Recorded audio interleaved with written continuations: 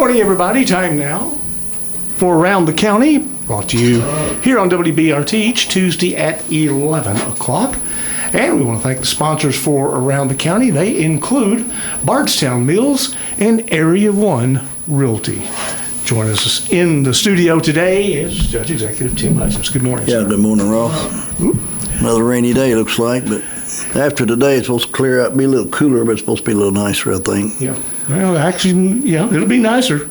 We might have a single-digit morning there. That was what they're saying. Yeah, I think. Hopefully not. Not single-digit. I'm sorry. Under the 20-degree mark. Right. Yeah, I don't think it's single digits. Yeah, you're going a little bit too far. It's not January yet.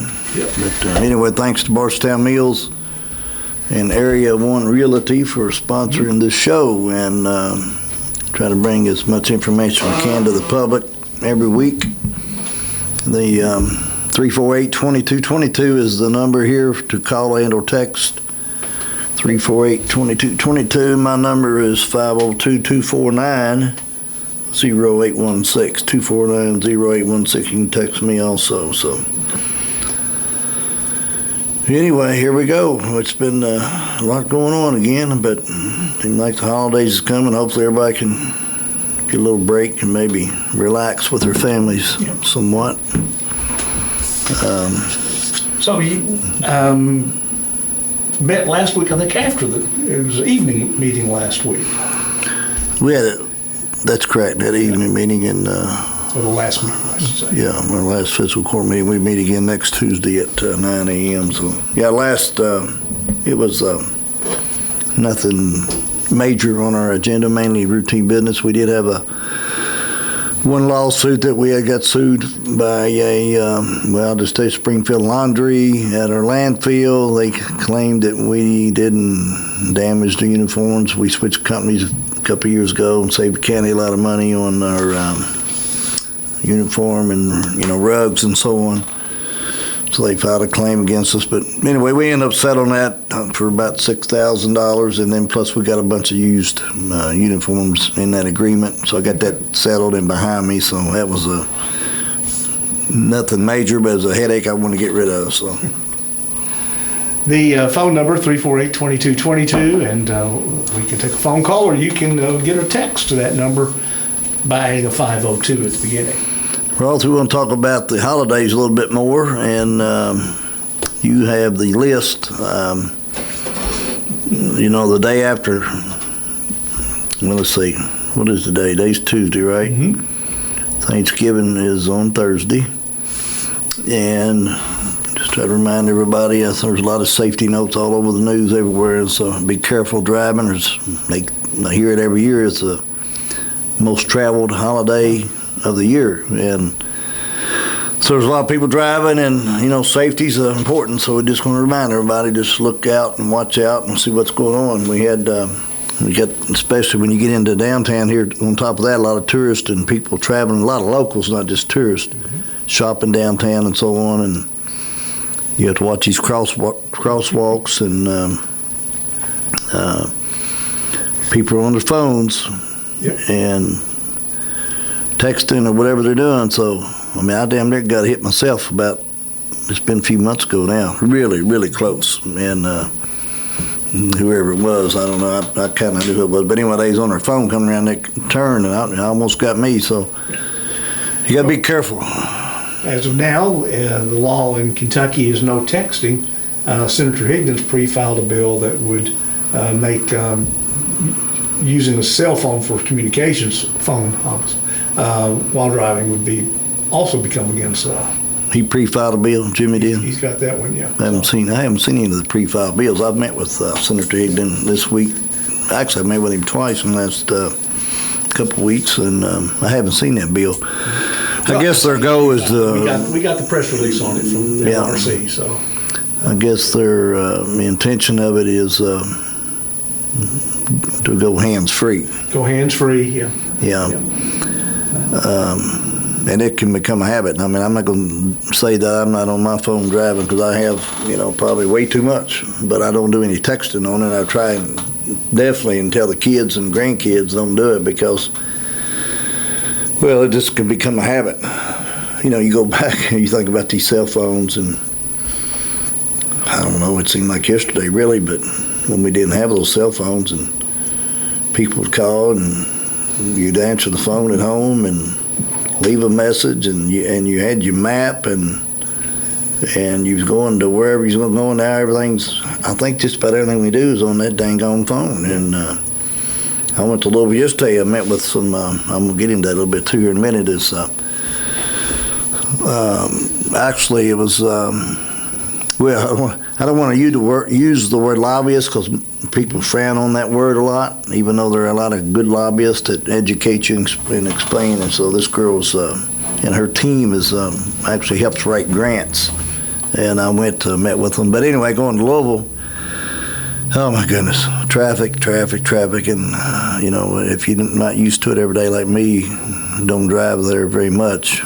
And if I didn't have that little thing to punch in, I mean, I'd get lost quick. Yeah. You used to have to watch, write it down. You got a map going here and there and everything, and then I mean, we made it. It survived, but boy, nowadays it sure has changed a lot. Makes it better, but sometimes it can make it not as safe if you get distracted by that. Oh, yeah. Distracted driver is cause of many of our accidents. So the light up Bardstown is a big deal, and they got this big, huge, beautiful tree that we've talked about, and anybody can see it. And that was, I don't know, it looks like the biggest tree I believe I've ever seen, really. And they're very excited about it with all the downtown leadership groups, and so that's a big event every year. A lot of people come out for that, and it's they get all the downtown lit up and everything. That's why we get so much attraction. It is beautiful, there's no doubt about it. If you're trying to get you a little bit more in the spirit in the holiday season, so. But poor Christopher Columbus, he gets left out every year. I mean, I say at Thanksgiving days, they go from Halloween to Christmas, and let's see, Halloween was on a Friday this year, and my wife had already started decorating on Thursday before Halloween, and she wasn't decorating Halloween. No. And anyway, some people love it, and she loves it, and I like it, but I don't like doing it, so I don't do much myself personally. But and I keep telling everybody, poor old Christopher's left out every year. Thanksgiving, that kind of reminds me of the holiday. So anyway, there's a whole lot of events coming up. So Light Up Bardstown is Friday, this coming Friday, and it's encourage a lot of people to get out. Then you can start riding up downtown, see all the lights, and they're expanding it more this year. And you've got a list of the Christmas parades somewhere. No, I don't. What'd you do with them? We talked about it last week. Yeah. Well, I do know Bloomfield is on the 6th. Obviously, Bardstown is on the 4th, Thursday, and then Bloomfield will follow. A couple of days later, matter of fact, we'll have representatives from the Bloomfield parade, Christmas parade, in here. Well, I'm going to record it actually, so they'll be in here tomorrow. It'll play back. When is the Bardstown parade? It is on Thursday, December 4th. That's next Thursday, then. Next Thursday. Okay. And New Havens, I'm trying to. It's Saturday or Sunday. I don't know. I got it all. I'm gonna find out here in a minute again because we announced them last week, but I don't know what happened to my list. I'll find it here in a minute, and I'm going to find out exactly so we can announce it. Okay. Well, because you got Boston's and New Haven, Bloomfield, and Bardstown. There's a lot of parading. Let's take a break, if you don't mind, Judge. The sponsors of this show include Bardstown Mills and Area 1. And we'll be back in just a moment. We got the cameras on now. Be able to sweep around and turn the cameras on. This is Around the County, with County Judge-Executive Tim Hutchins. Light Up Bardstown, of course, on Friday night. And in the parade list, we've got some good ones coming up, and we'll tell you about those in a little bit. Judge, one of the texts came in, says, any update on the 150 road project? That would be from, they're asking about Walmart to McDonald's. That's a state project, obviously. A state project that we were highly involved in, and the city and the county and, of course, the state. Senator Hidgen is, the transportation the committee chairman, and you know what they're doing out there now, going to the Washington County side, and then that next phase coming in from that all the way back to Bardstown. I know it gets delayed a little bit. It's supposed to start next fall as far as digging dirt. Now, there's a lot of things that can change, but the state still has to allocate the money in this session, which is, very highly likely because that's already a project that's been approved. And then they're designing from Walmart to, I'll say, 49 McDonald's, and we pushed that up. Had several meetings, and they're trying to get that final design, and I don't know if they'll get any money in the session for that piece this time. It's a 2-year budget when they do that. When I say session is with the state. So I think for sure they'll get that money in for the going after the big expansion all the way out. I mean, there's so many projects that we're working on. I met with a group this morning, and so the 150 project is like number one on the list. Finish it from Walmart, all the way out, going towards Springfield. Probably second on that list is from Walmart to 249. Third on the list is 245 from the hospital all the way to 65. And that goes into 2 different districts when it comes to the state. Now, the other end of 245, because it goes through the other district, which comes out of Louisville, ours comes out of E-Town. They're working hand in hand about coordinating all that. They should have a meeting on that final design of 245 pretty soon. They almost got it finished. Trying to fast track that piece, I met with, we've had discussions with our engineers and the state engineers, and I keep saying Brad Bottoms, he's like the chief engineer that we deal with on the state. We're trying to fast track that piece from 509 to 523 on 245. That's where the most biggest problems are. So if they can carve that piece out and get that section done, where they can have these turning lanes and so on right through there and solve that problem, just to let the public know, because it's a huge problem. Going into 509, St. Gregory's and school, and you go that way, go out to Cox's Creek. A lot of traffic right there, and it gets held up, and I drive it every day. So very aware of it. They just went in and put some safety measures. If people watch, I'll get it. It's kind of hard to understand some of the striping that they put in. They put in what we call these little offset stripes coming on 245. And some more signage to get people to slow down right there. Now, it will help probably a little bit temporarily. But we're trying to carve that piece out and get that phase of 245 moved up on what I call on the high priority list. So, and then you got 62, which is Bloomfield Road. I think we got it scored up. There's a scoring system you go through on the shift and through the Lincoln Trail Ad District in the state. From, basically the red light at Save-A-Lot all the way to Nelson County High. Now, that's been on what they call it don't have what they call a number yet. Mm-hmm. We're trying to get it moved up. We met about that again this morning because that road is in a much need. Mm-hmm. So while I'm on that subject, we are the Bardstown Industrial Development Corporation, and myself and the mayor and all our teams, we're working on, as we talked about, trying to locate some land for a new industrial park. Well, that's something I've been working on hard myself, and as many others, and we're getting really close to hopefully pulling the trigger on that. We've located, some land. I can't say a whole lot of details about it. It's a big deal for the community, and we're working diligently with the state and trying to get some money allocated for some infrastructure for this new industrial park. If we get it, deeded over to us, and that could eventually create a lot of jobs in the community. So that's a big deal that we've been working on, and hopefully we can have an announcement on that here in pretty near future if we pull the trigger on that deal. So that's kind of the update on the roads, and I think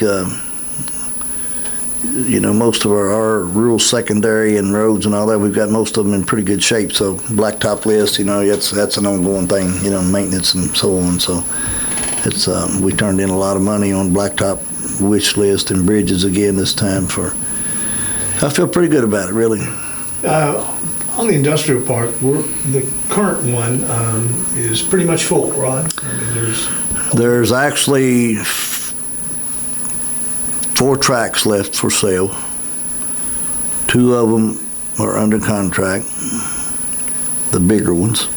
Got 2 smaller ones that's left. I'm working on actually one of those kind of as we speak, possibly, that I've got somebody inquiring about one of those, and that would leave us another smaller track. So, after this year, probably in 26, we won't have any land to market. Now, there is some private land that we know that's zoned I-1 and I-2 that and it don't make it. Yes, and it don't make any difference to me or most of us. We don't make any money on the land anyway. Theoretically, it costs us a lot of money to try to buy the land in the city and the county, and you got to put infrastructure and all this stuff in, and the end game of it always to provide jobs for the families and the community and create so many jobs, ongoing jobs. But by doing that, you got to be competitive. First of all, when you work with the state, you got to be competitive with other states. Then you got to be competitive within your state, because some people don't have the opportunity or the luxury to. They may be give away, but give land away, at a cheaper rate. So you got to compete with that. So these companies that come in and look, though, they look. That's one of Bardstown and our previous all the previous leaders. I feel confident to say they all did it when it comes to industrial land and sites and recruiting. They've done a good job, and they look at your school systems, they look at your infrastructure, they look at your roads, and they actually look at your downtown, your chamber of commerce, and everything, because they want a viable community that's like movers and shakers. And when they come and move here, these plant managers, they want to raise their families here. So then they look at availability of employees, and that's probably the biggie right now, is availability of employees. So we've discussed this a lot, and Bardstown and Nelson County is unique. I told you last week, I've been planning on this expo center. It's an agri-science center and an agri-tourism center, and right now I'm going to call it the Nelson County Exposition Center. And it's going to have I'm down to the final stages of it, as far as our preliminary designs. And you put in a big convention center and a big arena. Then you got your agri-science school part of it, and you got the barns and things that go with it for all these shows, and so many events we can have there. Now, it's got a big price tag on it. You got to start somewhere. And I met with a group yesterday out of the federal side of the government, and some more grant writers, and actually some more lobbyists. Actually, the subject is about this subject, and I'm going to meet with some more next week, and it's going to be a big push on my end to get some of this done. At the end of the day, you got to have the money. Now, the county can match so much money, not a lot, but we can bond out some, but not a lot. We're in good financial shape. We don't want to definitely. I don't know. This fiscal course not going to put the county in any kind of financial shape where we can't. We got to pay you a little bit. There's no problem. I don't have an issue. We've done it for years when I was on the court. The existing court, when I got off the court, I think they did a little bit of bonding. We did some when we built the Dean Watts Park, and we did the animal control building. Then we did some when we built the new industrial park out there that's there now. So I don't have no problem with bonding, which is, some debt, as long as you can pay your debt service and do it a little bit over time. And it's really the only way you're going to grow, or not as much as grow, but provide more things for the community and expand your quality of life and things that you can't just write a check for it. I mean, most people can't in business either. You gotta use some financing. And we've got a package together. I do that's as I'll show the magistrates a little bit more every day. There's there a lot of the matters, so people know what we're doing here, but they don't know all the full details yet, because I haven't got to the full details. But I'm getting to that level. I told you about Dean Watts Park before. The city's building their aquatic center, and they're going to have, I think, 4 gymnasiums and offer a lot more sports and things and activities for the community. More indoor pickleballs and basketball, volleyball, bring in some tournaments and so on. When I say we, the fiscal court side of it, we've got the soccer fields, baseball fields, softball fields, t-ball fields at the Demon's Park. So it's kind of like they provide the indoor, we kind of do the outdoor. But our baseball, softball complex is, we're just out of room. You've heard me say it before. We need to go out there and upgrade our facilities that's there, and then add some more and more parking and more concession stands and so on. Now, in order to do that, again, it takes money. I've got some, by having our two engineers, we designed most of it ourselves and got it fairly pretty good where we need to be at. As soon as I get a few other things done that I'm working on, and so this expo center and the baseball softball complex, of course the industrial park, and then the city's doing their aquatic center. That's 4 big things for this community, and I don't have no doubt in my mind that we can do it, and I feel like we will do it. And then again, the roads infrastructure is a big part of that. These bypasses and this, short little internal bypass they're working on. So it's just a lot of stuff you got to do every single day. But if you're going to provide all this stuff for the community, you got to have good traffic patterns. And so the Expo Center I met with yesterday, I feel really, really excited about that and getting some federal funding for that thing. And so we got a lot going on. And one thing that's, we talk about the debt of the government. You got to weigh that up against the fact that nothing is getting cheaper to build. And matter of fact, it's been, in some cases, it's killed projects that, before the inflation cycle hit, if they'd have gotten underway, you've seen projects that the cost went up 10, 20, 33% because of inflation. And I'm sure some of those people would say, I wish we'd have gone ahead and done this 10 years ago, 15 years ago, when things were a little bit cheaper. Well, the hindsight's 20/20, and anytime if you've been in business like I have all my life, and people and entrepreneurs, and you look at how many times I've heard my dad said it, and my brothers and me, and we've kind of always farmed, loved to farm and build, and oh, boy, I sure messed up. I should have bought that farm. I heard my dad, I should have bought that land 20 years ago. I should have bought this 10 years ago. And I said it 1,000 times. Boy, I screwed up. I should have bought that. But at the time, that day, if you did pull the trigger, you still got to pay your debt service and you got to make your payments.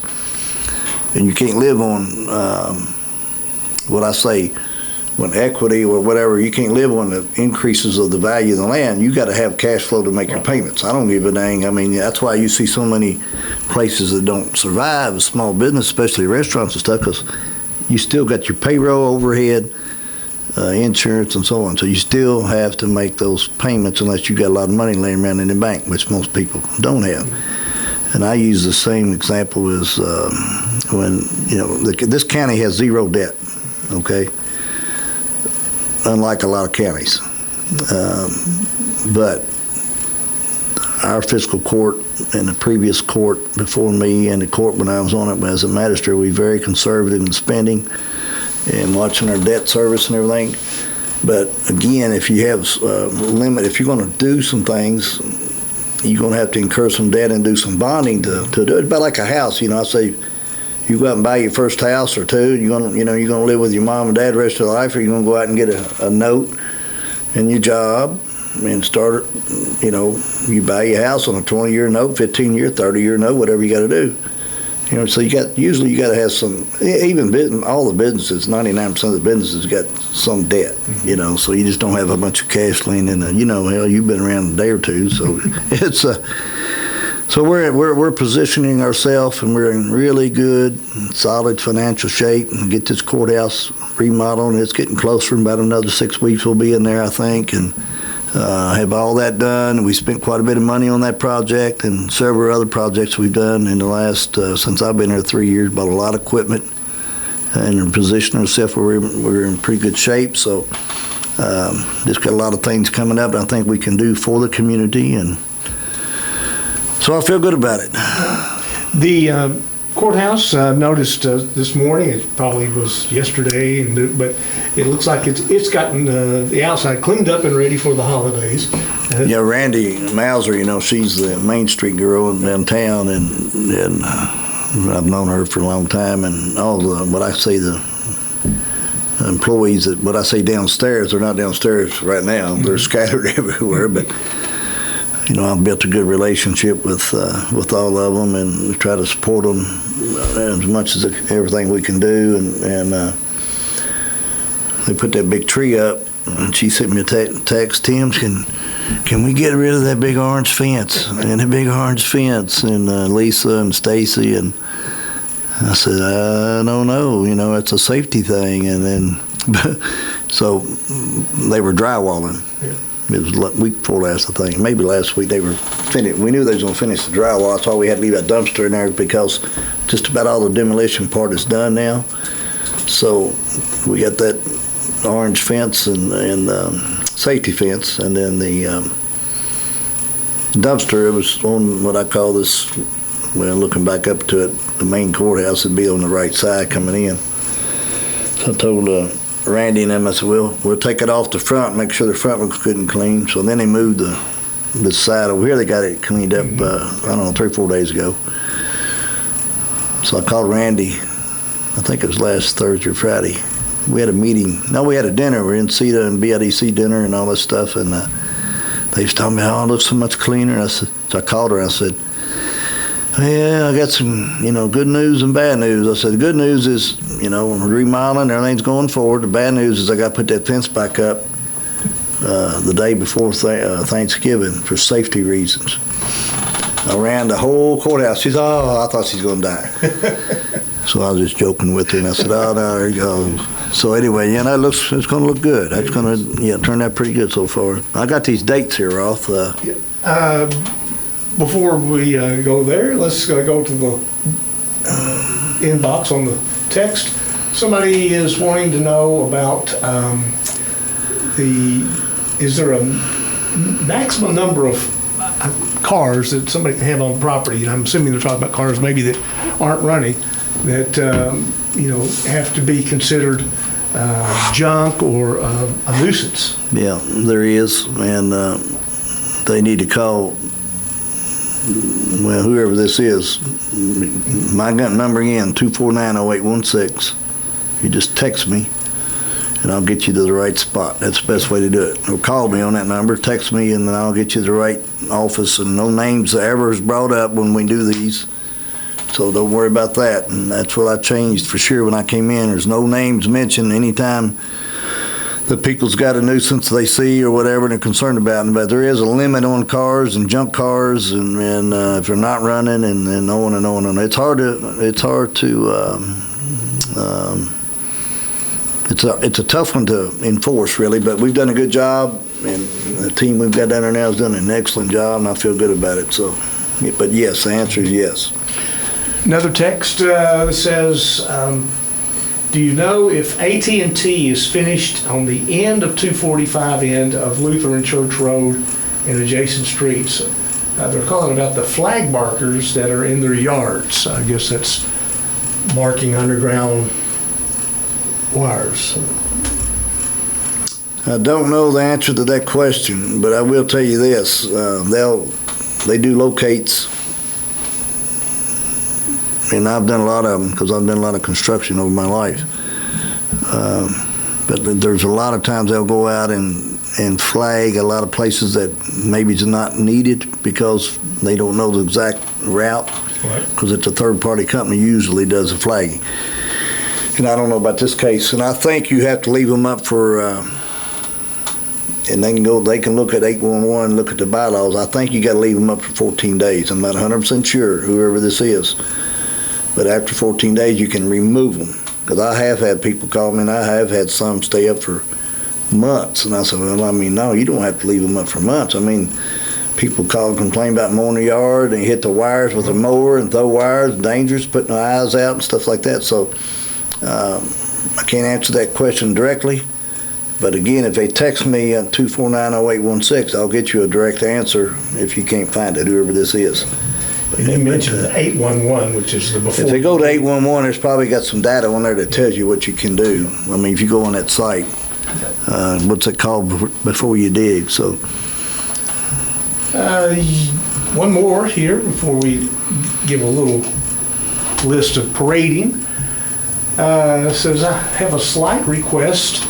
2 years back, I caught the county workers in front of my house and asked them if they could put me down on their to-do list. The ditch out front is what they're referring to. to-do list. To-do list, yeah. It needs, says the ditch out front has been run through so much, it needs filling back in. It's a fairly lengthy text here, so somebody's got something they want on the to-do list. If it's a drainage problem or I don't know. It's a ditch fill it back problem, in. yeah, but I don't know. Do you have a number up there? Yes, sir. I'll get you that number. You give me that number and I'll contact this person and we'll see if it's on a county road or even if it's on a state road. I'll try to help them get to the right direction. Some of these, well, you heard me say it 1,000 times since we had all this flooding this past year. We've had all kinds of ditch problems. It seemed like we've just continuously. Now we did buy a new machine that we put in. It cost the county about $100,000, and we've been wanting it for a while. But it's saved county long term. It's gonna save us a ton of money. So it's we call it like a router. A jet rod on the end of it, and you put a big tank, and you go through. You take these pipes, get silted in, driveway pipes and road pipes, and all this stuff. And these pipes are expensive, and a lot of times you can't get them cleaned out. They get rotted out and rusted out or whatever. But with this new router we have bought, and the city had one we used a time or two, and I don't know if the state's got one or not, but you know, you take a pipe, it might get silted in. When I say silted in, about 6 or 8 inches of dirt in it, or it get completely full and gets caved in on. I had one the other day where a guy bent over, and somebody drove over and caved it in. So you get that straightened out, and then you run this router through there and clean them all out. And like this case, it may have something to do with that, because if the pipe stopped up, it's going to cause ditch problems. So, but kind of like I think it's a brand name.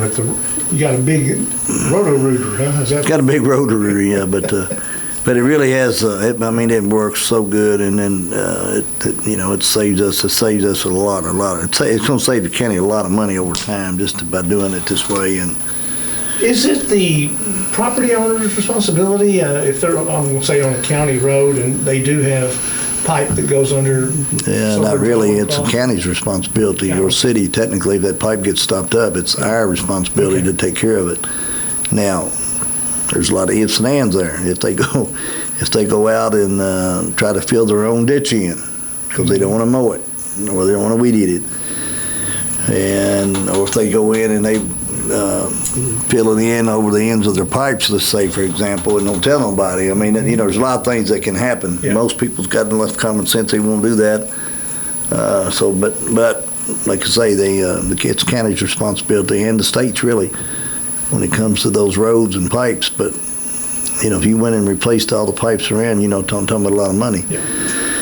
But we've done a good job. I think we've coordinated with the state and city, and they've overall, especially like I say after this flooding we had, it's been tough. So that one, did I answer that question on the first one earlier? I forget what it was about. I think I did 49 and 150 and all that. What about the sponsors? You want to talk about them real quick? Yeah, we can take a break for our sponsors, and the sponsors are Bardstown Mills and Area 1 Realty for around the county here on WBRT.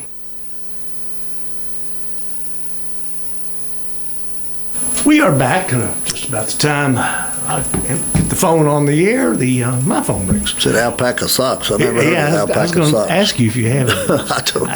I bet they're soft and warm. Yeah. We're going to the telephone. Judge, you here okay? I'm with you. Okay, caller, you're on. Go. Hey, Judge, that request is me. I'm out here on Hobbs Lane. Yes, sir. The ditch, the trucks have run through it, tractors have run through it, and they've cut it pretty deep. I mowed the side of the hill where the ditch is. I tried to take care of in front of my house. But I asked the guys about 2 years ago if they could put me on that to-do list, and they came out and painted marks, but the paint has wore off. So my question is, can we get that done? Did you text me a while ago? Yes, I did. Yeah, 460. Yeah, I won't give you a number. 534, yes, sir. Yeah. Yeah, I've got your number down here, and then when I get off here, I'm gonna have the county engineer give you a call and probably come out and see you Okay. and Yeah, see what cool. we can do. I'm not sure. I'm not familiar with the exact problem that you've got there, but we'll get out there and address it and see what we can do. Yeah, it kind of leaves a mower every now and then in that ditch. Great, I understand. Thanks for the call. All righty. Thank you, sir. Take care. Okay.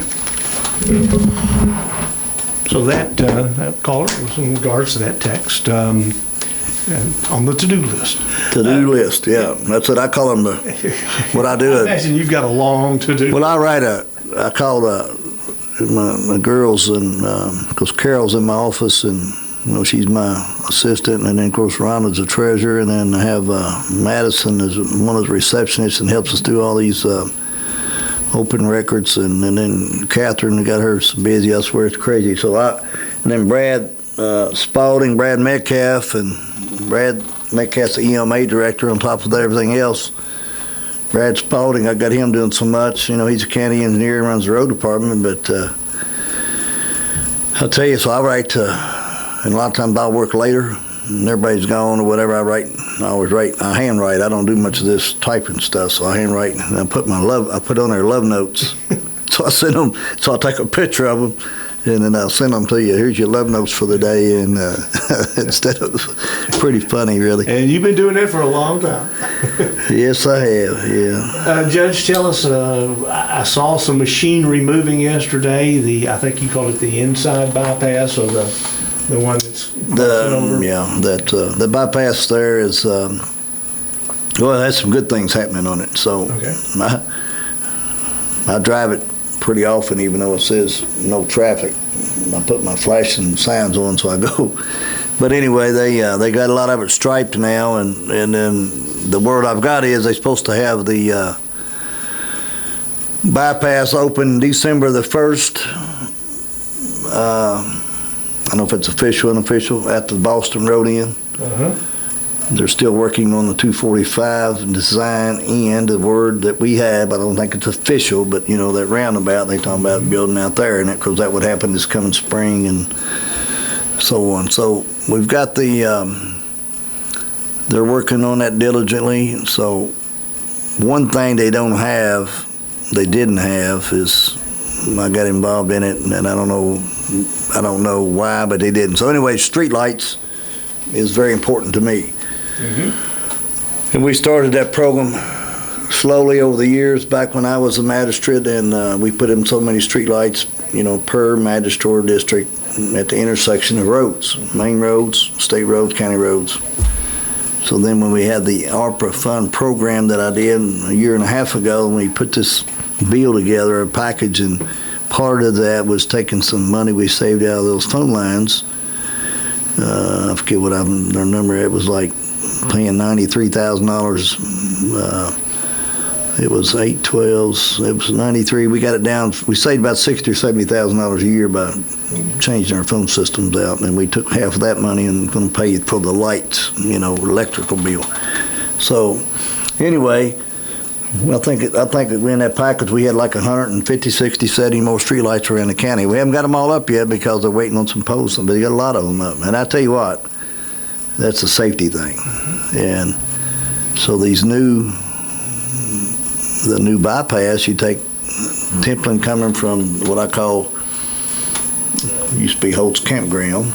Then you got the other one from Templin, the one down from Bardstown. Then you got Ben Irvin Road, which is a county road coming up. Templin would be city streets. Then you come out on Boston Road. There's no street lights. There was none in the design package that you approved.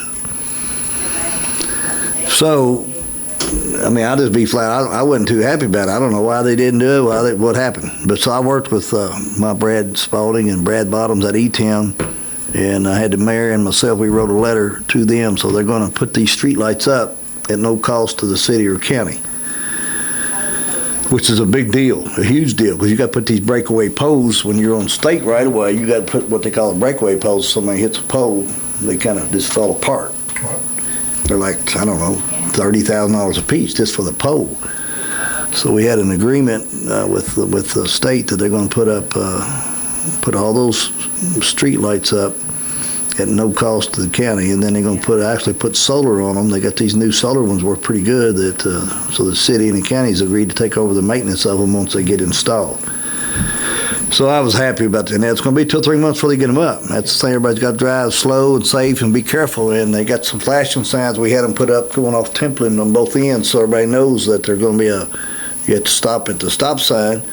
And so we got that project. And that was really good. We got that approved. Going out on 245, where they supposedly going to put the roundabout. I don't think it's dead set, but I'm pretty confident that's what's going to happen. When they do that, they'll have probably 3 or 4 lights around it. So, so that's where we're at on that. That's a kind of update. Okay. Let me tell you about this real quick. I'm going to get you on these Parades? Parades again. December the 4th, it's Bardstown. 5 p.m., Bardstown Parade, 5 p.m. Usually a big crowd. Bloomfield is December the 6th, which would be a Saturday, at 3 p.m. And December the 7th is a Sunday at New Haven at 5 p.m. And in Boston, December the 13th at 5 p.m. I don't know what day that is on, but that's usually a Saturday. That is a Saturday. So those 4 dates, that's usually huge crowds and a lot of excitement, a lot of fun, and hope the weather's not too bad. And it's kind of, I did get corrected, Roth. You go ahead, you got another Well, I was text? just going to tell you that the Bardstown Parade Committee wants to say thank you to you and the county for helping out with the route, bleachers and so forth, all that's done. Right. We've got these the county and the city both do a lot of work with them and bleachers and I think barriers and all that other stuff. We help them. Then a lot of times we use our crews and come in and help them clean up after the fact. So it's glad to help. I mean, it's a good event. So they just got to let us know. And they've got a communication. I got them in a text thread where they all communicate back and forth pretty good. Judge, back to the I think the pipe underneath. Somebody, not that same person, says if a person buys they said the tube, but the pipe. I'm guessing that's what they're referring to. Would the state put it in if they're on a state highway? I guess if it was on the county road. But The county does. I'm not sure about the state, but the county puts in. Once they coordinate, they call the county road department, and again, they can call my number 249-0816 or 348-1800. That's the number at the office, 348-1800. And they'll get them in the right direction, and they'll go out. You got to do if it's an old entrance or a new entrance, you have to have they go out and you have to check the sight distance and all that, and make sure it's not in a curve or somebody get killed or a bad wreck. And then you replace the pipes. If they can't get them cleaned out, like I said earlier, which would save us a lot by doing it this way, and then if they need a new pipe, that's the county's responsibility at that point. If it's a new entrance, they buy the pipe, and the county can actually put it in. okay. Make sure that, because actually we encourage them to let the county put them in, because putting them in correctly, the drainage not too deep, not too shallow.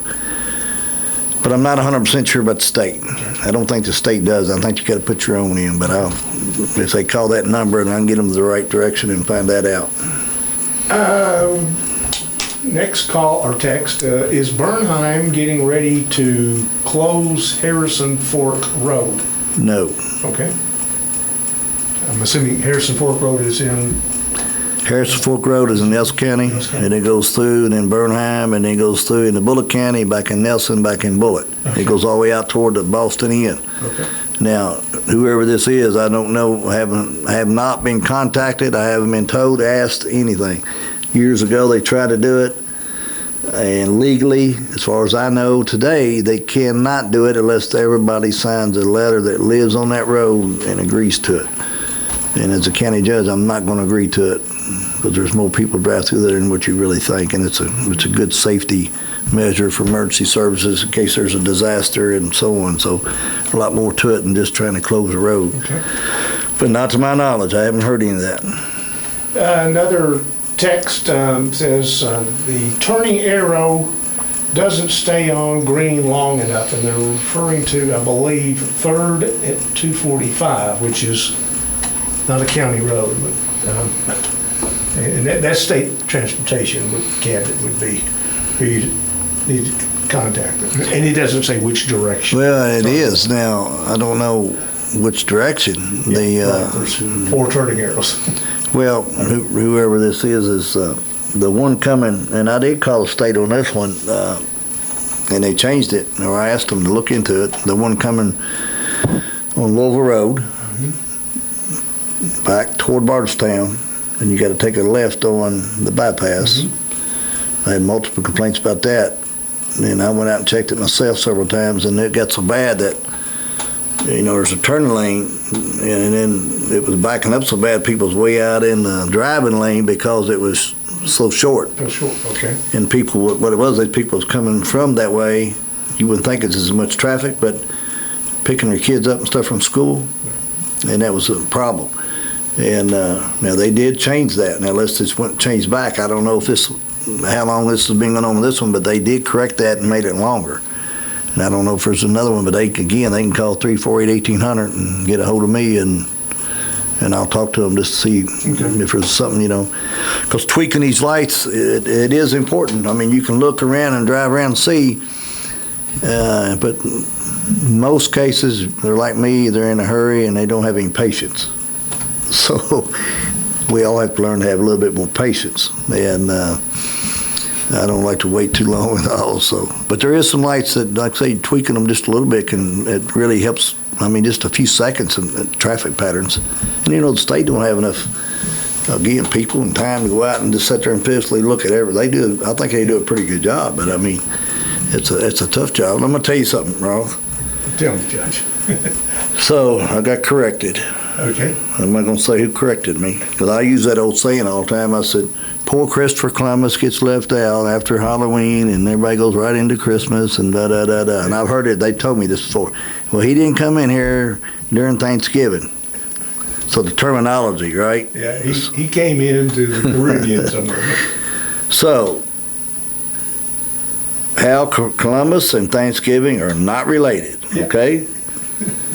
Pilgrims in there. They happened 128 years apart. Columbus arrived in 1492. The first Thanksgiving at Plymouth took place in 1621. So I stand corrected. They involved different people, places, and events. Columbus never came to what is called now the U.S. mainland. Right. I didn't even know that, to be honest about it. They call it the U.S. mainland. Thanksgiving came from the Pilgrims in New England and the Wampanoag tribe, or how you say that.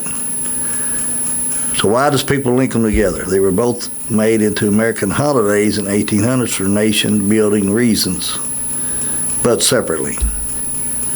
They both get taught around the same time in elementary school, so they sometimes feel connected. That's my problem. There it is. So I learned this when I was in grade school, and I went to St. Gregory's the Great, and that's what I know. It's the Pilgrims and Christopher, Thanksgiving, all tied together. So I'll stand corrected, but I'll still stick to my guns. Okay. So that's pretty funny.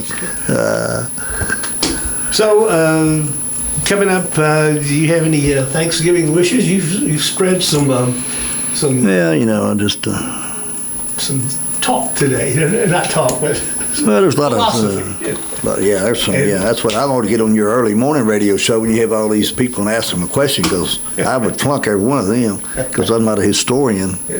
So, no, I mean, just be thankful. You know, I told you some stuff that we've got envisioned, and industrial park, and then our exposition center, and then all of our roads we've got working on, and bypasses and different things. And they've done a good job and improving on that. And they got the aquatic center coming in downtown, and hopefully we get our baseball complex in the next, sooner than later. So we've got a lot of activity going. There's a lot of good things to be thankful for. And of course, if you don't have your health, you don't have anything. So anybody that's struggling out there, good luck to you. And there has been a couple catastrophes this week with some families, and which I hate. I won't bring up any names. I lost 2 good friends myself, and last week I lost another one. And so you want to say sorry, basically, and families got to get through their. And it's usually tough times when you get in the holidays, when you have family members that's went on before you. So it's tough, and it brings up a lot of sorrow in a lot of cases. But instead of being happy, so just try to encourage everybody to move on, be thoughtful of your neighbors and friends, and it's easy to criticize every day, and I've been guilty of it too. Play that old blame game, and man, like you said earlier about. Shoulda, but it's move forward and say, what can we do, and what can we do for the community, and try to stay positive. I think that's hopefully everybody can get on that note. So it's not easy. It's never easy, but you got to try to do the best you can do. So thank you, Ross, and your family. All y'all have some good times, and don't eat too much, and your wife's gonna put you on a diet after that. I need to. Yeah, I need to do so on my own. Well, Judge, thank you very much. The Around the County show here on WBRT Tuesdays at 11 is also available after the fact on Facebook Live, and then it will be loaded up on YouTube. Just stick around. You can get to that YouTube channel off of our Facebook pages and also off from this on County Gazette. It's 12 o'clock.